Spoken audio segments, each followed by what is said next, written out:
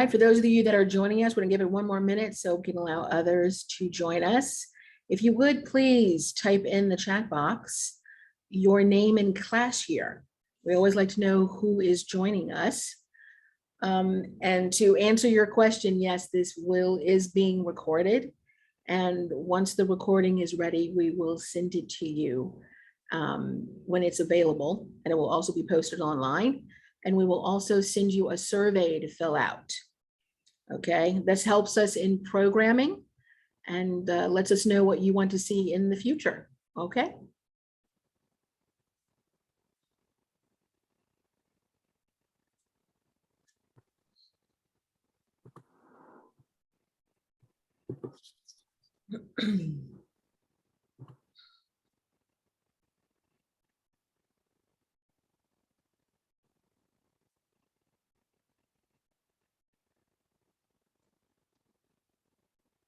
All right.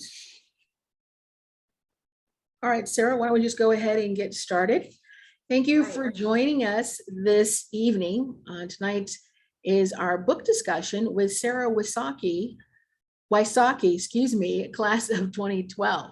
And she'll talk about her book, Amelia and the Volcano. As a longtime educator, Sarah Wysocki has seen time and time again the power of a good story. As a child, Sarah loved to get lost in the adventures of her most beloved characters.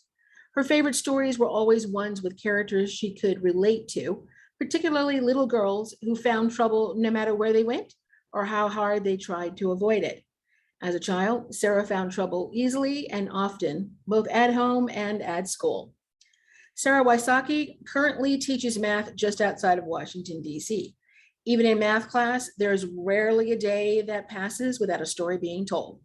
She loves to be both on the giving and receiving side of stories in her classroom. Stories are like little treasures that are everywhere, just waiting to be found and shared with others. Sarah, good evening, and thank you so much for joining us. Yeah, thanks for having me. I'm glad to be here. I'm looking at that 2012, and I can't believe it was that, like, time goes by so fast. Yeah. That is so true, because we can't believe we're almost done with 2021, considering what's happened in the last year and a half. So Sarah, obviously, when it comes to our Trinity authors, there's always the question that I always have to ask them: what is your Trinity story? How did you come to attend Trinity? So I came to DC for a fellowship, and originally with DC Teaching Fellows, and then that didn't work out, and I ended up getting another fellowship with Center for Inspired Teaching. And at the time, and I don't know if they still do, but they had a partnership with Trinity. And so that's how I went through Center for Inspired Teaching, and then after that, I finished up my master's at Trinity. Okay.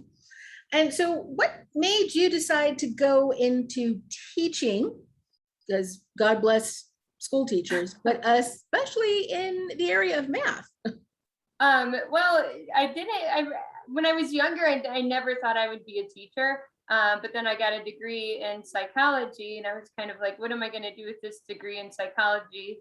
And then I got a fellowship for teaching, and kind of like the rest is history. And it's kind of ironic that I am a math teacher, because that was not my best subject as a kid. But I think it makes me a better math teacher, because I understand that not everyone gets it, and not everyone learns content the same way. But I love teaching math, because I think, especially now, it can be fun, it can be exciting. There's so many games and just different strategies for getting kids involved and able to connect with the content. So I think it's like an exciting time to be a math teacher, where there's so many entry points for regardless of who your students are. And I've been teaching math for the last about 7 years. Okay. So what made you get into writing these series of books that deal with issues and situations children face? So tonight's book is Amelia and the Volcano. I don't know that people can see it, but we had it on the opening slide.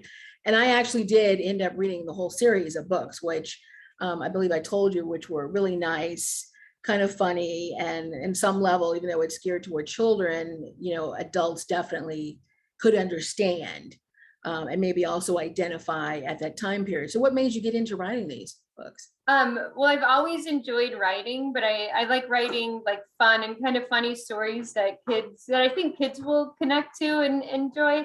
But I had a friend that wrote us, she made a bunch of coloring books on how to teach kids about credit.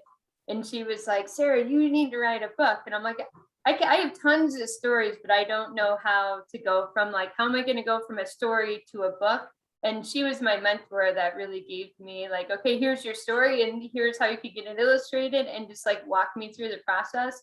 And the first book I wrote was Nervous Ned. And it was really just to see, can I do this? Can I take my book from idea to getting published? And I was able to.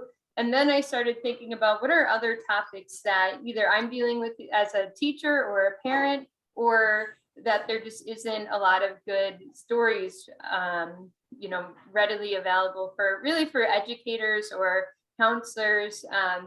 Because the stories are not necessarily meant for a kid to pick up and read by themselves, but meant more for like an adult to read and to open up a conversation, and to, kind of open up a window to kids to show them what they're feeling. It's probably normal and they're not alone. And so that's where some of the ideas for the other stories came Okay. from. All right. I'm gonna have to take a pause here for a minute, Sarah, because I've done a number of these, but I actually forgot to do something, which was to introduce myself and my associate director at the beginning. So I'm Stephanie Melvin. I'm the director of alumni relations at Trinity.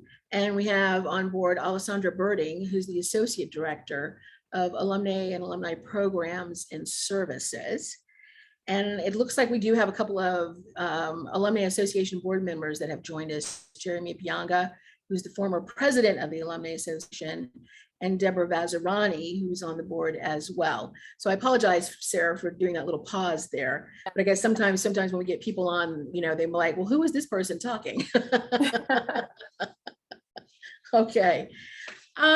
You're a teacher, so you must have seen children coming into your classroom with different issues that didn't necessarily stay at home. Is your experience teaching young kids one of the reasons why you wrote your books? Definitely. Earlier, like we were discussing, I think that seeing things that kids go through, and also sometimes I think that when you're feeling something that maybe makes you uncomfortable, you feel like you're the only one and you're carrying this burden of whatever you're going through by yourself. And so I think like stories are a great way to connect people. And in this case, to let kids know that they're not alone. And like in Nervous Ned, like if you are feeling nervous or anxious in certain situations, it's normal. You don't necessarily it's just an emotion that you need to work through, and there's things you could do to help. With Amelia and the Volcano, I really wrote this during the pandemic, thinking about these kids who were stuck at home, and all their avenues for school for a lot of kids. It's a safe haven. It's a place that they could go and they can escape kind of some of the trauma of their home life, and having that taken away. I was like, what can we do? What can I do to help get the word out to these kids that they're not alone, and, kind of hang in there. So that's, that one in particular, I thought was timely with COVID and being stuck at home, where you don't have sports, you don't have school after, like your after school activities, all that's shut down, and you might be in this toxic environment. Okay, so let's go ahead and have you read a couple of pages. Can you read pages 3 to 4? Yeah, let's see.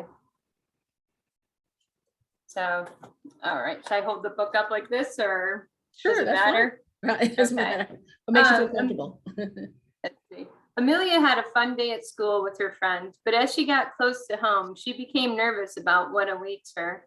She knows there is a volcano in her house just waiting to erupt. Unfortunately, Amelia doesn't know what will set off the volcano. Yesterday, the volcano exploded because a jacket wasn't put away properly. The day before, the volcano exploded because she and her brother were laughing too loud. It's hard to live with an unpredictable volcano. Amelia often wishes she could live at a friend's house. She feels like she's the only one who lives with a volcano, and it makes her feel alone and scared. There's the picture of Amelia. Yes, those illustrations definitely were quite pretty, and definitely, gave you another view of how, it seems from a child's perspective. Did you write the book from your experiences when you were a child, or when you became a mother yourself? More from when I was a child. My dad definitely could be a volcano. And, I think that a lot of kids feel shame in that, like, because it's conflicting when you have someone that is supposed to take care of you that also hurts you. So I think, drawing from that experience and remembering like how it often did feel very lonely. And I think that too often there's excuses made for adults that inflict pain on children, like, oh, they're stressed. But I think that the less that we could do that and hold the adults accountable and let children know that, yeah, it's not your fault, and this is an adult acting in a way that they shouldn't. But luckily, I have 2 kids now, and they don't live, neither my husband or I are of a volcano. So that's, if anything, we might be a little too nice and easygoing. Sometimes I'm like, we need to tighten up this ship. Well, so what made you come up with the idea of using a volcano to explain outburst and anger toward a child? I think it's really relatable, especially for a kid who is living with someone who has those tendencies to have big outbursts. I think it can't, and even just like the picture of a volcano exploding, because I know, like, as a child, that's often what it felt like, was just this huge eruption going off that was not easily contained. So I think that is a metaphor that someone who's going through that can read or look at and be like, yeah, I get that. I understand why it would be a volcano, because they're big and they're messy and they're strong and kind of unpredictable. Right. And as we know, with adults, sometimes they just go along, and then the next thing you know, it goes from this to woo, Yeah. in less than half a second. We see Amelia is old enough to realize what is happening to her. A lot of times she thinks it's her fault. Do kids with volcanoes always feel it is their fault, even when it's not? I think that that's generally the first feeling kids have, is that it's their fault, or that there's something wrong with them or something unlovable about them, and that's why this is happening. And so I think, like, as adults, to empower those kids and let them know it's not you. You're not the one who's doing the inappropriate behavior. It's the adult who really needs to get their emotions under control. But I do think that kids, because you're just like, biologically, you're born to love your parents. You need to love your parents and trust them in order to survive. So if it's a parent that is a volcano, I think that a lot of times kids do feel like they're causing it, or if they change, or if they do something a little better, or a little quieter, that the volcano will be contained, and that's not the case. It's a volcano that is erupting, not the kid that is being a child. Right. Okay. Abuse experience as a child is impactful trauma. As a teacher, you must have seen examples of that in your classroom. How did you deal with that?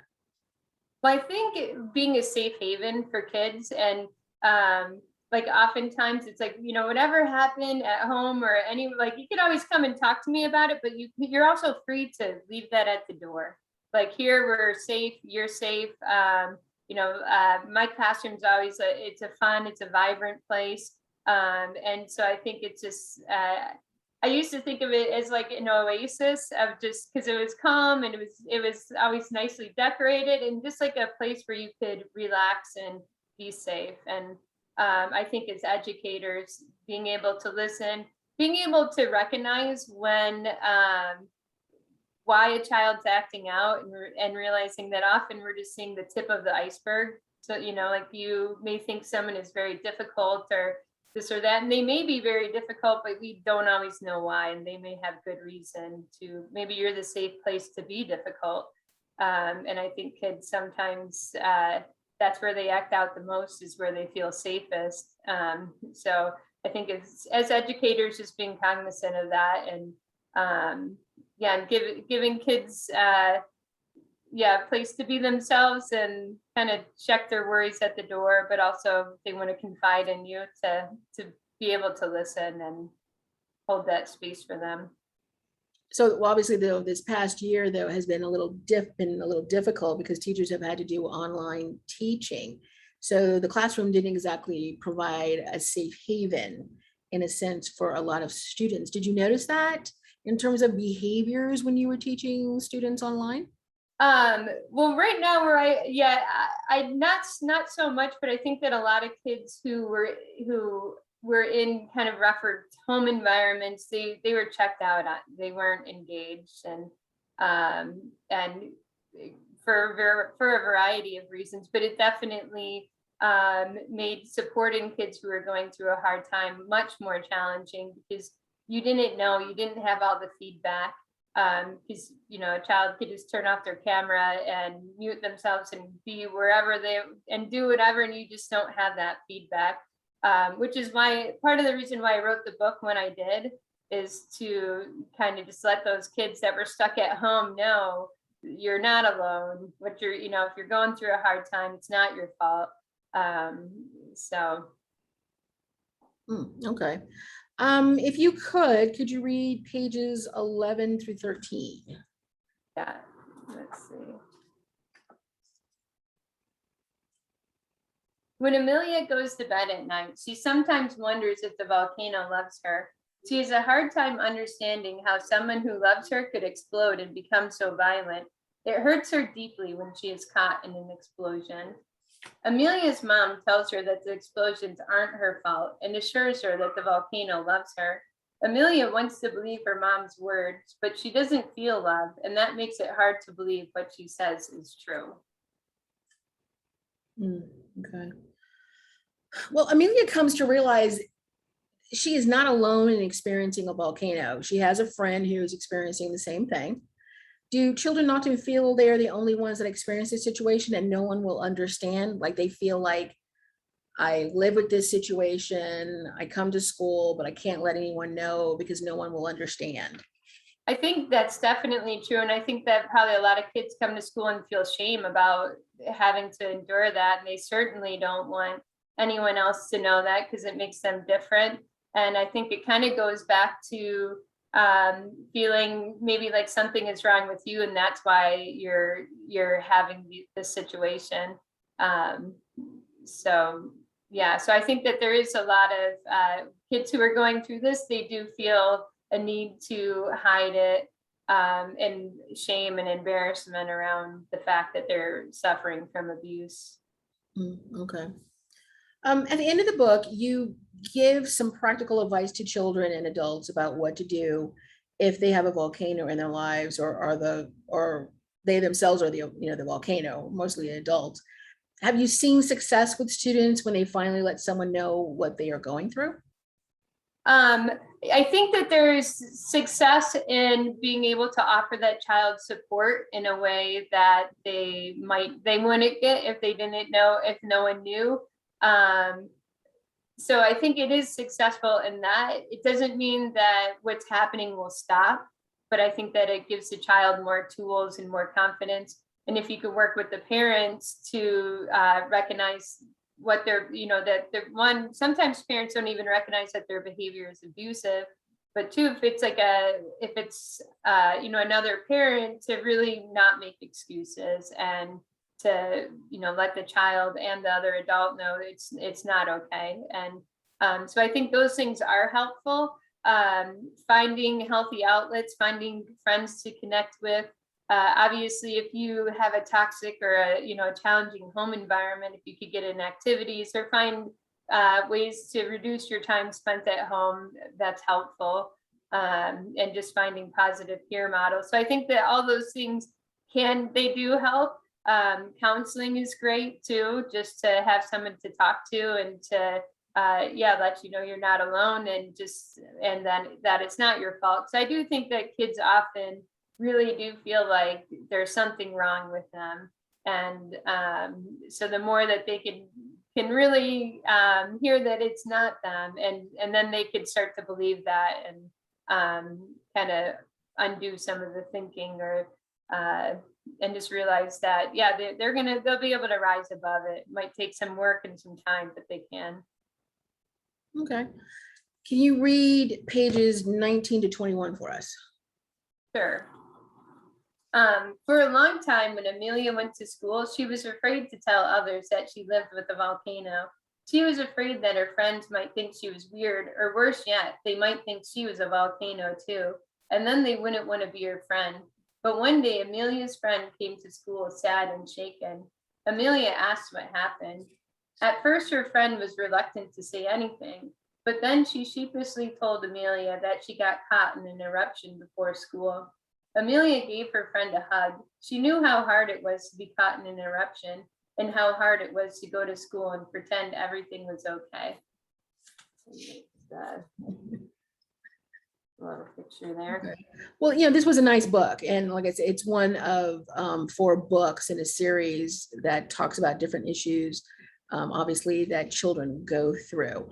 I want you to explain your process of how you came to write the book and get it published and noticed, because we always like to hear from our authors, what they went through to get their books published, because I think everyone, or sometimes you have people out there think, oh, this was no big deal.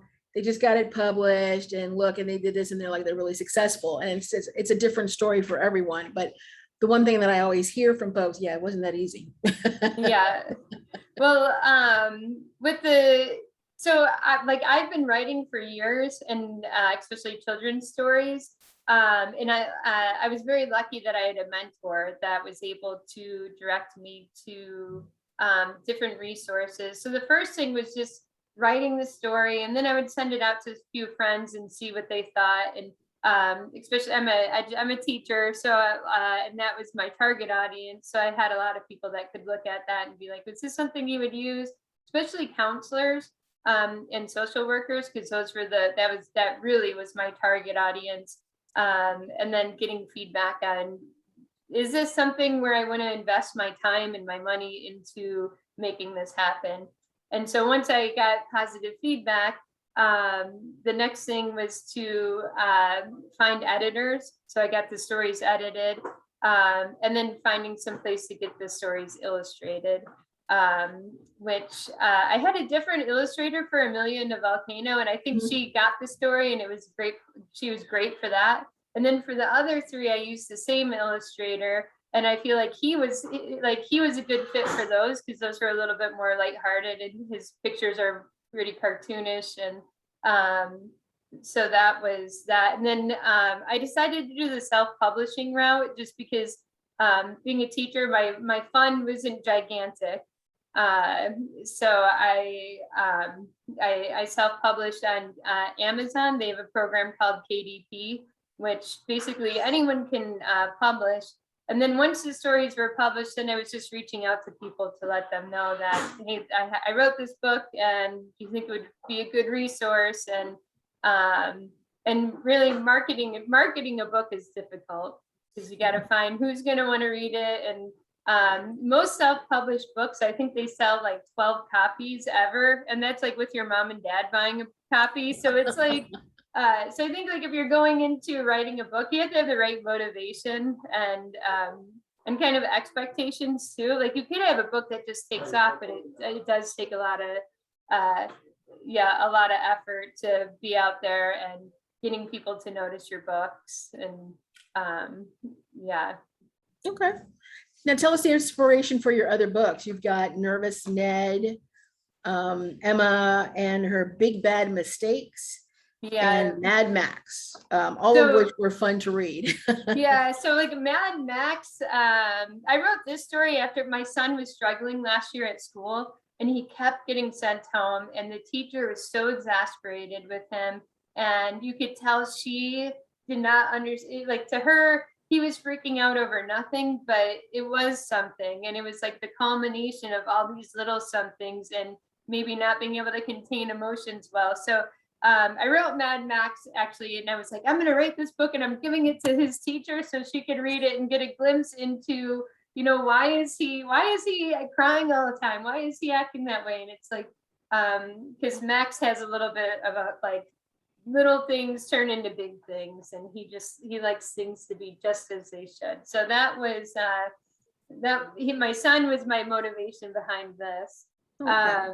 And then Nervous Ned was, I wrote that just kind of like a fun story. And this was my practice book to see, can I get the story from, you know, from idea, can I get it illustrated, edited, published? And so this was the one that I kind of just like cranked out. I let some people read it and then I published it. And actually, this one is my bestseller out of all of them. And it was the one that I kind of just, you know, I was like, I kind of viewed that as my practice one. Well, that one I have to admit made me nervous because every time I Yeah. was reading about how nervous he was on every little thing, and I'm just like, oh my God, I'm starting to feel anxious and nervous too. Yeah, should I be worrying about all this stuff? And you know, and I really like the illustrator for this book because I think because he has some pretty like, you know, like his mom getting abducted by an alien.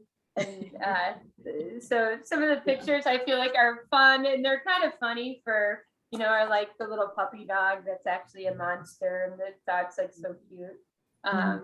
So and part of it, I made some sort of outlandish, you know, fears just to kind of play with the ideas of how our yeah, how sometimes we worry about things we really don't need to. Right. And then Emma and her big bad mistakes. We actually have a tree that looks just like that in our front yard. And this is about my daughter, who she's the oldest and she hates making mistakes. And everyone around her is always making mistakes. And my husband's from Peru and he makes lots of mistakes when he speaks English. So I incorporated him in the story. And I'm a terrible cook and I'm always burning down the house. So yeah, and her brother, he makes mistakes left and right and could care less. So this is kind of like a snapshot of the family in the different personalities in there. And then you know, Emma realizes that everyone makes mistakes and maybe we can learn from them. So yeah, that was the motivation behind this. And actually, I think this is probably the funnest story. Yeah, is Emma and her big bad mistakes. Right. So what advice would you give to people who might be interested in publishing? You know, do it. I find someone who's done it. You could reach out to me if you want. Because like I said, I had a mentor that really just walked me through, and I would get through one part and I'd be like, now what do I do? Because like when you think about writing a book, it could be a really daunting task. But right now there's so many tools you could use to write a book, and you could do it without spending thousands of dollars. And the one thing I would say is, you know, keep away from vanity presses. Those tend to not be your friend. And yeah, but if someone wants to write a book or is interested in publishing, I would tell them go for it. There's so many, do some research, reach out to someone who's done it, and yeah, you could do it step by step. And yeah. Okay. So we know why you attended Trinity. Did you enjoy your experience at Trinity? Did you have some teachers, professors that kind of like inspired you, helped you along the way when you were a student? Yeah, I remember, actually, I don't remember the professor's name, but it was a Saturday morning class. And it was her first time teaching. And I remember just the camaraderie she was able to build within the classroom. And part of it was, I think it was like an 8 a.m. on Saturday morning. And it was, part of it was just everyone waking up and being there. But she did such a good job of bringing us together. And yeah, I think Trinity does a good job of really building community and making it feel like a place where, you know, everyone has a spot at the table. So. Oh, okay, all right, great. So now we want to take this time during the program to open up this to our audience who may have questions for Sarah. If you want, you can unmute yourself and you can actually ask her the question directly. Is anyone going to take advantage of that offer?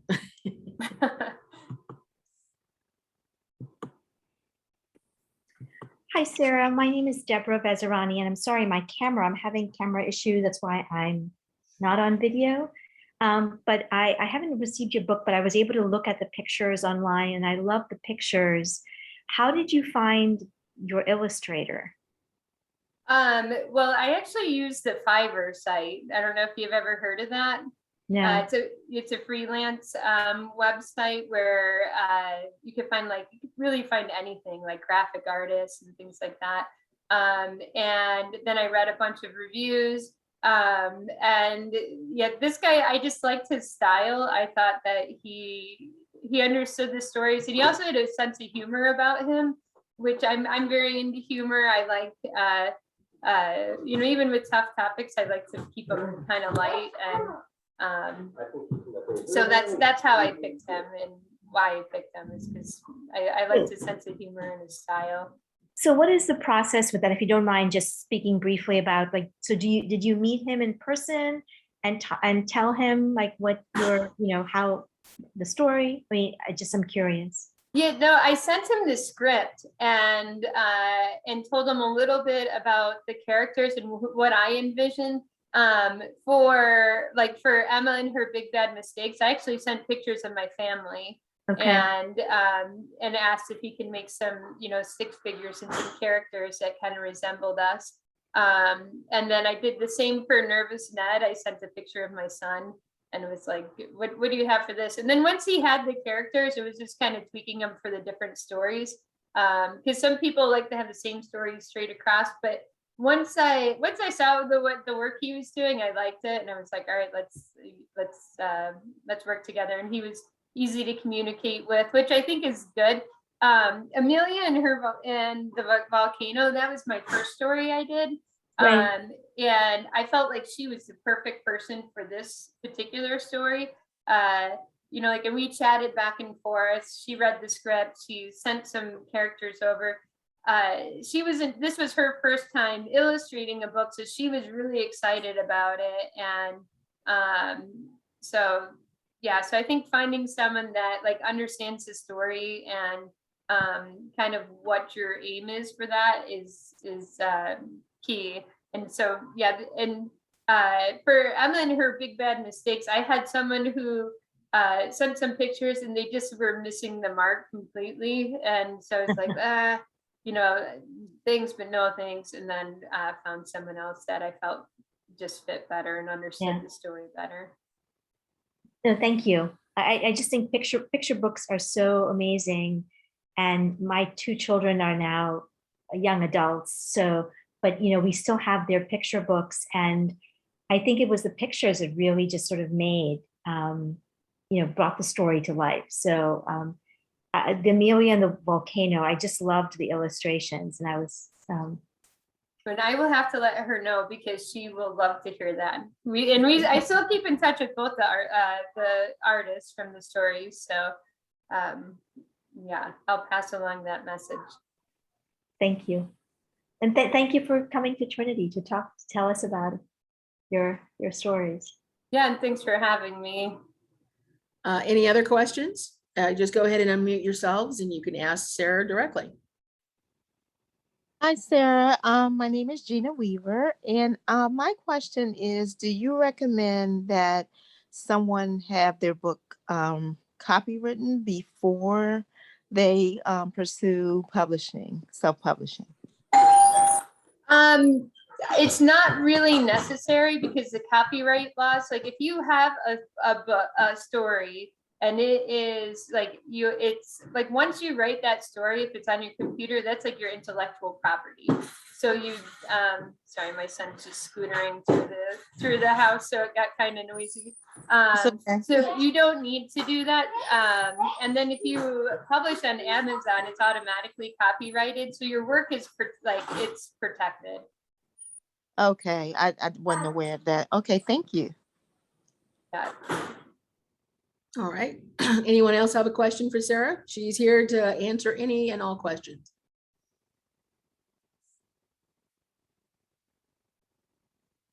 I have a question, Sarah.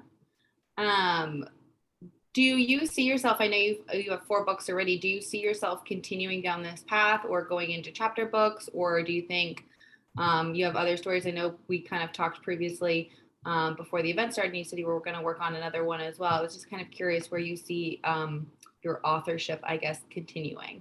I think it'll be a hobby. It'll be something that I do for fun. And as time allows, like I'm, the mom of 2 young kids, so I'm busy, but I forget which author it is. There's a famous author that was like, when my kids were young, I wrote short stories because I had a short amount of time. And then as they got older, she wrote longer stories because she had more time. But I could see myself also writing smaller chapter books. But because some of the stories I wrote for a picture book, most picture books are 1,000 words. They're very short because the pictures are really kind of what tells the story. And mine are much too long for that. They kind of fall more within the like early reader, beginner chapter books. But I published them as picture books because I felt like because they weren't necessarily for the child to read on their own. But if it was a book for a child to read on their own, then I would have to cut the word count down considerably. Do you see yourself continuing as a teacher and writing books, or would you like to see yourself down the road transitioning to a full-time author? Well, if I could do that, that'd be great.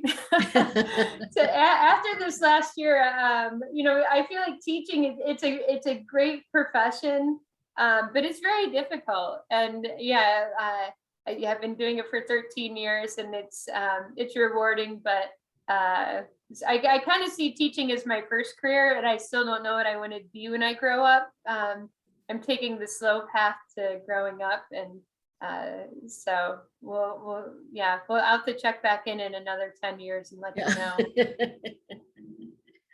All right. Are there any other questions for Sarah? You can go ahead and unmute yourself and ask her directly.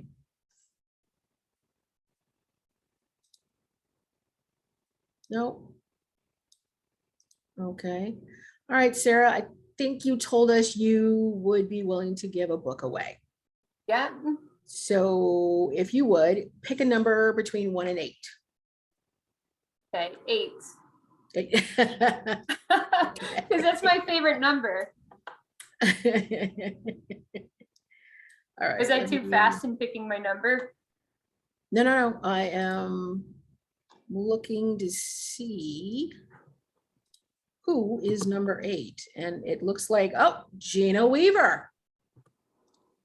Yay! Oh my goodness. I was just sitting here too, like, I hope I win. Yeah. But if not, I'm gonna buy the book. But I was like, hopefully I'll win it. Yay! I'm so excited. Now, Sarah, tell us where, Gina's lucky. She gets a free copy of your book, but where can everybody else get your book or books? Amazon, unfortunately. Amazon, that's where everything is. But Amazon, right now that's the only place that I'm selling it is on Amazon. Okay, well then we'll certainly make sure when we send along the recording link, we'll send a link to Amazon so people can look at your books and make the decision to purchase one or all of them. And I highly recommend it to everyone. They're really wonderful books. I certainly have 2 nephews under the age of 10 who I could certainly read these to, but they're really nice to look at, and they're a nice, easy read, and they definitely tackle some tough topics, for children and even adults to kind of, tackle. Are you on social media, and how can people follow you and get in touch with you? Well, I'm terrible at social media. but I'm on Instagram, and it's and I think I'm Sarah Wysocki on Instagram. Okay. I'm so old. So I like, and I'm just reading this. I'm also an avid reader, and I'm reading a book called The Circle, which is all about. Have you read The Circle? No. Yeah. Well, then if you read The Circle, you'll start questioning your social media use. So yeah. But yeah, but you can, if you search me online, I'm pretty searchable and findable. Okay, okay, we'll certainly do that. If if no one has any other questions, we'll, once again, thanks Sarah so much for Kim, joining thanks us for this having me and putting evening this and together. talking about your books, and showing us your other books and stuff. Also, just as a reminder, we did record this, so we'll, once the recording link is ready, we will send it out to you along with a survey to fill out, to kind of help us build programming in the future, so we can have other talented Trinity alumni like Sarah get online and join us and kind of educate us about different things going on in their lives, authors, presenters, all kinds of folks, because we have a huge Trinity community out there. Thank you so much, everyone, for joining us tonight. We'll also make sure we include the link for buying the books, as well as how you can get in touch with Sarah. Sarah, thank you so much. We look forward to more of your books down the line. And with that, I want to thank everyone for joining us, and please have a great evening. Thank you. Thanks very much. Thank you. Thank You you. too. Good evening. Bye-bye. Bye-bye.